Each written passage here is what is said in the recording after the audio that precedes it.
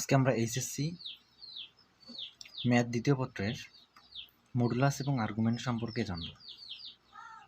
কীভাবে মডুলাস এবং আর্গুমেন্ট নির্ণয় করতে হয় এই বিষয়ে আমরা আজকে শিখব। মূলত সৃজনশীলের ক নম্বরে এই মডুলাস এবং আর্গুমেন্টগুলো দিয়ে থাকি, যে একটা জটিল সংখ্যা দিয়ে দিবে, বলবে যে হচ্ছে এটার মডুলাস আর আর্গুমেন্ট নির্ণয় করো। এখন এইটা নির্ণয় করতে গিয়ে আমাদের দুইটা শিখতে হবে। ধরলাম হচ্ছে একটা জটিল সংখ্যা হচ্ছে a প্লাস আইবি, তাহলে এখানে হচ্ছে দেখো এটা হচ্ছে বাস্তব পার্ট এ, আর এটা হচ্ছে কি অবাস্তব পার্ট। কেননা এখানে হচ্ছে কি এই যে আই আছে, তো আই মানে হচ্ছে ইমাজিনারি, মানে অবাস্তব পার্ট। আর আমরা জানি যে একটা জটিল সংখ্যা কীভাবে গঠিত হয়, একটা বাস্তব পার্ট থাকবে এবং আরেকটা কি থাকবে, অবাস্তব পার্ট থাকবে। এখন মডুলাস নির্ণয় করতে গেলে আমাকে এই সূত্রটা জানতে হবে, যে মডুলাস নিচ্ছে, এটার মডুলাস হচ্ছে রুট ওভার বাস্তবটার উপরে স্কোয়ার, আর এই যে অবাস্তবের সাথে যেটা থাকবে এটার উপরে স্কোয়ার। দেখছো, তাহলে এ স্কোয়ার প্লাস বি স্কোয়ার, এটা হচ্ছে মডুলাস নির্ণয়ের সূত্র। তাহলে মডুলাস নির্ণয় করতে গেলে এটা মুখস্থ করতে হবে। তারপর আসতেছে আর্গুমেন্ট নির্ণয়। তাহলে আর্গুমেন্ট যাকে বলবো আমরা, সে আর্গুমেন্টের আরেকটা নাম আছে, সেটা হচ্ছে নতি। অনেক সময় বলতে পারে যে আর্গুমেন্ট নির্ণয় করো, আবার বলতে পারে যে হচ্ছে নতি নির্ণয় করো। আবার নতি দিলে আবার অনেকে বোঝে না যে নতিটা আবার কি। নতিটা হচ্ছে আর্গুমেন্ট, তার মানে থিটা বের করতে হবে। তো এই ক্ষেত্রে আমাকে চারটা সূত্র মুখস্থ করতে হবে, মানে চারটা চতুর্ভাগের জন্য চারটা সূত্র মুখস্থ করতে হবে।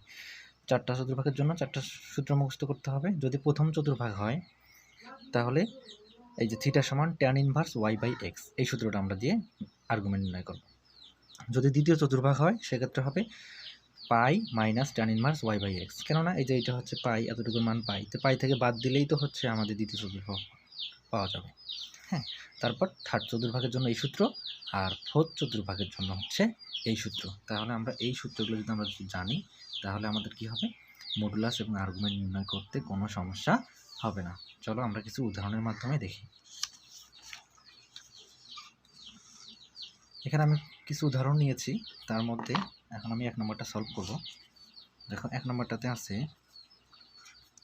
2 প্লাস 3 যাই।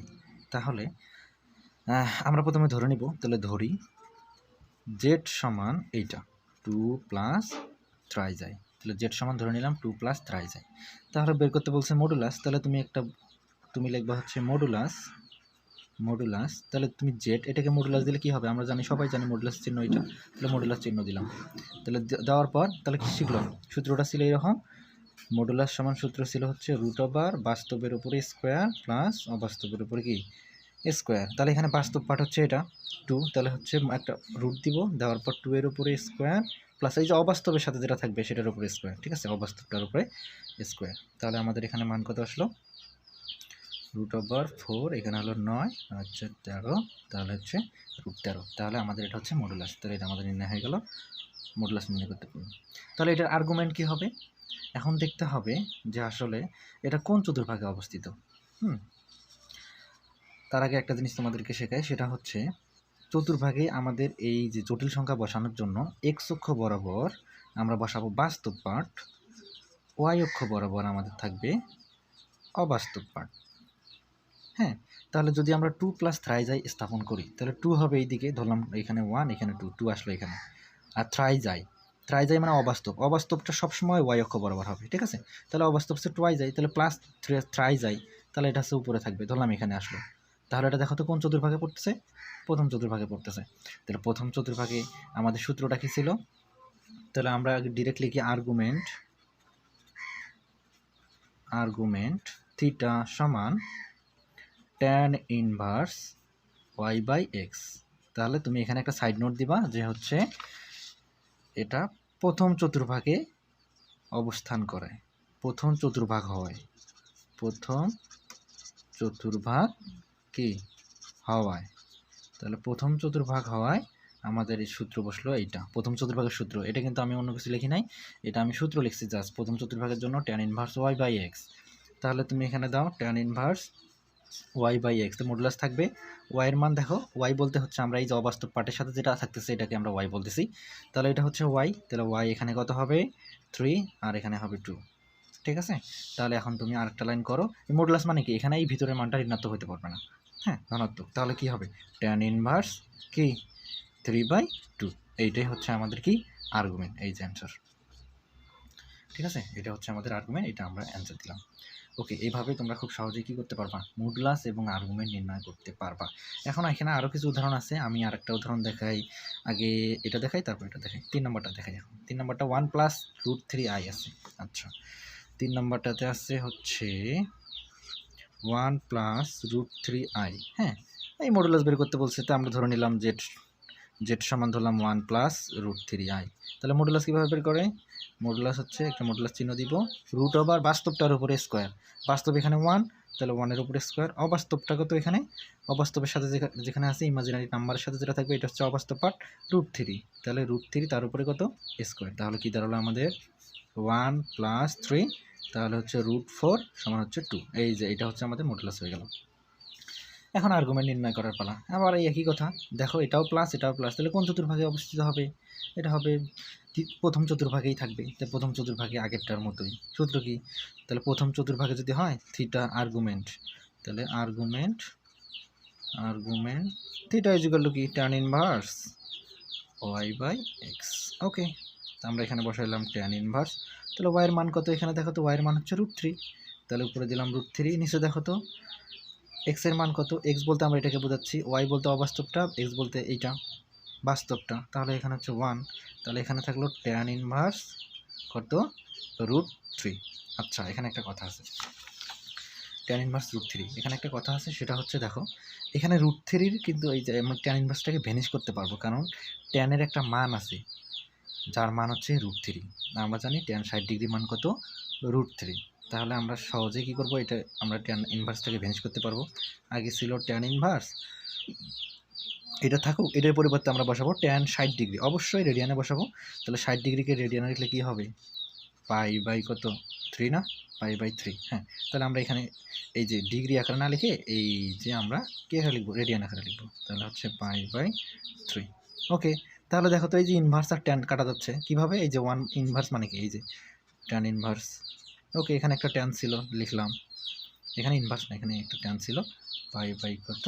3। তাহলে আমাদের এই ট্যান কী হয়ে গেল? এটা কী হয়ে গেল? ফিনিশ হয়ে গেল। তাহলে আমাদের কী থাকলো? পাই/3। তাহলে মডুলাস এবং আর্গুমেন্ট পেয়ে গেলাম। তাহলে মডুলাস এখানে পাইলাম হচ্ছে আমরা 2, আর আর্গুমেন্ট পেলাম হচ্ছে কি? আর্গুমেন্ট পেলাম হচ্ছে আমরা পাই/3। আশা করি তোমরা বুঝতে পারছো যে কীভাবে মডুলাস এবং আর্গুমেন্ট। আরেকটা উদাহরণের মাধ্যমে আমি মডুলাস এবং আর্গুমেন্ট শেষ করব, সেটা হচ্ছে এই 4 নম্বর উদাহরণটাতেই। তাহলে 4 নম্বর উদাহরণটা ছিল কি? সেটা হচ্ছে -1 প্লাস √3i। তাহলে মডুলাস তো আগের মতোই, তোমরা বুঝে গেছো যে কীভাবে মডুলাস আমরা বের করবো। প্রথমে আমরা এটাকে ধরে নিব z = -1 প্লাস √3i। তাহলে মডুলাস কী হবে? মডুলাস কী হবে? z, এই যে একটা মডুলাস চিহ্ন দিলাম। সূত্র কী ছিল? রুট ওভার বাস্তবের উপরে স্কোয়ার প্লাস অবাস্তবের উপরে স্কোয়ার। তাহলে রুট ওভার বাস্তব এখানে কত? -1, তাহলে এই যে -1-এর উপরে স্কোয়ার প্লাস অবাস্তব পার্টটা কত? এই যে ইমাজিনারির সাথে যা থাকবে তাই অবাস্তব, তাহলে হবে √3 তার উপরে স্কোয়ার। তাহলে আমাদের মান কী হলো?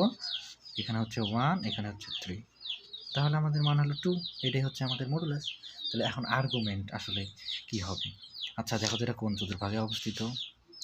এটা কিন্তু আমাদের আগে হচ্ছে মাইনাস, তাহলে মাইনাস হচ্ছে কি? বাস্তবটা আমাদের x অক্ষ বরাবর হবে, তাহলে মাইনাস ধরলাম আমি এখানে আসছে। আবার হচ্ছে অবাস্তবটা হচ্ছে আমরা y অক্ষ বরাবর বসাইতে প্লাস, তাহলে উপরে ধরলাম, তাহলে এটা দ্বিতীয় চতুর্ভাগ। আর আমরা দ্বিতীয় চতুর্ভাগের সূত্র কি জানি? দ্বিতীয় চতুর্ভাগের সূত্র কি জানি? পাই থেকে বাদ দিলেই আমাদের কি হয়ে যাবে? দ্বিতীয় চতুর্ভাগ হয়ে যাবে। ঠিক আছে, তাহলে আমরা পাই থেকে বাদ দিলাম, তাহলে পাই থেকে এটা বাদ দিলে, এটা সূত্র লিখছি আমি এখানে, এই পেজে আমি সূত্র দিয়ে দিছি আগের পেজটাতে, তোমরা ওখান থেকে সূত্রগুলো মুখস্থ করে নিবা। সূত্রগুলো মুখস্থ করে নিলে তাহলে হচ্ছে আমাদের এগুলো তোমরা পেরে যাবা। তাহলে এখানে থাকলো পাই, তাহলে ট্যান ইনভার্স, তাহলে ওয়াই বলতে কি বোঝাচ্ছে এখানে? ওয়াই বলতে এখানে অবাস্তবটা এখানে কত? √3। তাহলে আমরা এখানে বসাবো √3, আর নিচে বসাবো কত? -1, এই যে -1।